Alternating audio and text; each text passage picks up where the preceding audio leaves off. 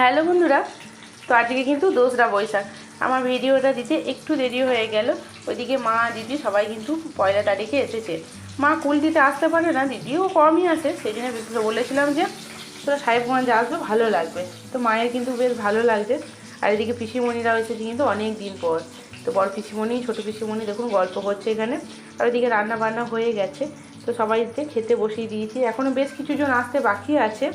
তো যাই হোক, বাইরে তো কিন্তু প্রচণ্ড গরম। তো মেয়েটা আমার কিন্তু বেশ ছোটাছুটি করছে এখানে, আর ঘেমে অস্থির, কিছুতেই বাড়ির মধ্যে থাকছে না, কারণ ওর ভালো লাগছে। অনেকদিন পর যেহেতু গ্রামের বাড়ি এলো। তো সন্ধ্যের দিকে এলাম একবার কাশিনাথ তলা। ওদিকে মামার ছেলেরা কিন্তু এসেছিলো অনেকটা দুপুরে, সকাল থেকে আসার কথা ছিল, যাই হোক আসতে পারেনি। তো সন্ধ্যেতে সবাই মিলে একটু মেলা দেখতে এলাম। মেলাটা কিন্তু 4-5 দিন মতো থাকে। আর এই যে একটু ঘোরাঘুরি করব, মেয়েটা এসেছিলো কাকাইয়ের সঙ্গে, বাড়ি চলে গেছে। তো আমরা একটু ঘোরাঘুরি করে আইসক্রিম টাইসক্রিম খাবো। তো সবাই মিলে একটু ছবি তুলে